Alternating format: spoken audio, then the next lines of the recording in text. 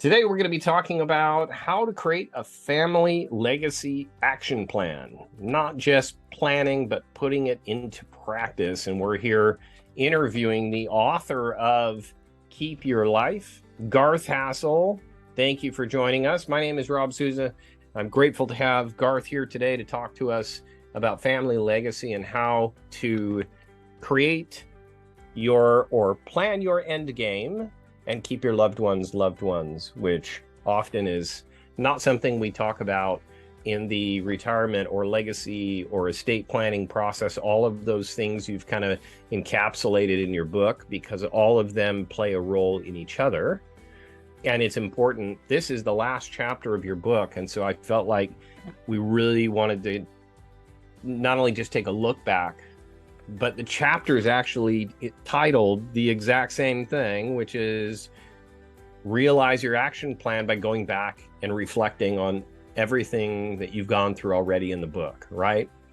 But let's start with the quote from Marilyn Kennedy, and then we'll go from there. Marilyn Motes Kennedy says, "It's better to be boldly decisive and risk being wrong than to agonize at length and be right too late." That's right. I'm going to paraphrase it just so people don't miss this because it's extremely important. Risk being wrong, take action, even if there's a risk of being wrong, then being right, but being too late. And that's a universal truth. But why is it so specifically true to what you're talking about in creating a legacy plan or your end game, end plan? Why is it so specific to what you're talking about? Because you can't foresee everything. And you're talking a lot about relationships.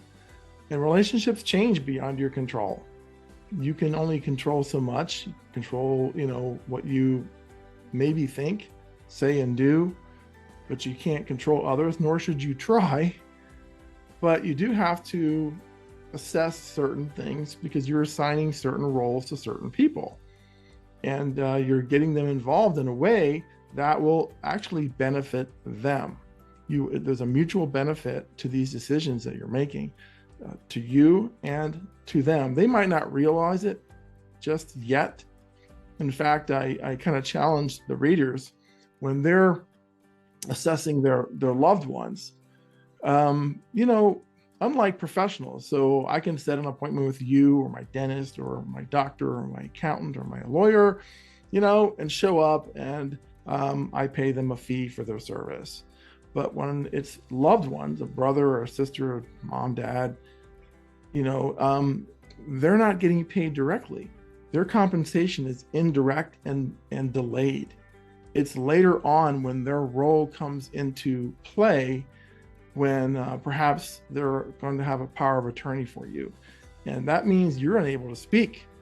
And they're speaking for you. They're deciding things for you that you've granted to them well in advance. And boy, oh boy, at that point, will they be so glad that they contributed to your planning process, got assigned that role when everything was hunky-dory and calm. Because when the stuff hits the fan and things are unpleasant and the emotions are screaming, it's not a time to make level-headed decisions. You're not going to do it as much. So doing this ahead of time, you're going to save so much angst. So it's such a great point. Can you tell us a story to put it in context? Is there an example of a specific family that was a good plan too late and it didn't matter at that point because intentions are only intentions unless you've planned it correctly? You were early on in part A. Several of the stories address this because basically they're all about people who assumed that just the right things would happen for the right reasons. But there was a farmer couple, good solid folks, and had some kids, and one of them worked the farm and two of them didn't. They had other careers and things, but they were all co-located in the same locale. And the parents died intestate. They hadn't made the decisions. They just figured that the son that worked the farm would be able to get the farm, and everybody would understand. And Uh, died intestate. Just clarify that for those who don't know. they didn't have a will. Okay. So they had no will. So their will was the state default, whatever the state decides. And there's a certain logic to that, but it's not going to fit everybody's situation the way they want them to. Right. So at that point, it's too late. You can't do anything about it, and it's costly, both financially and emotionally. And you basically had a tight-knit clan become 3 totally disinterested families. And that's get together for Thanksgiving anymore. Right. And that's what's at stake. And that's why you wrote this book, and Yes. how to keep your family, right? And when you talk about this last chapter, Mm-hmm. you talked about really reviewing everything that you've discussed in the entire book, but relationships, the value of money and how it pertains to those relationships, the professionals that you've chosen, have they chosen the right ones? Now that they've gotten to the end and they can look backwards, can you give us some highlights of the things that you think are most important to go back and question? Do I have the right plan in place now that I've completed the process? Well, yes, because it's a very easy to review process. Made it very simple, step by step. But you are making the tough decisions, and you're doing them in a state of calm. You're not under duress when you're deciding these things, when you're evaluating relationships. And in fact, with the loved ones, again, because their compensation is future and indirect, some of them, we're all so busy, and they might say, yeah, I'll get together with you when you meet with your attorney. No, I'm too busy. I can't do it. You have to have some tough love and say, okay, if you're too busy, then I'll find somebody else. If that doesn't get their attention, after you find somebody else, and they're thinking that was going to be my role, then they can express their sincerity by paying the fee to have them supplant the other person who was plan B or C.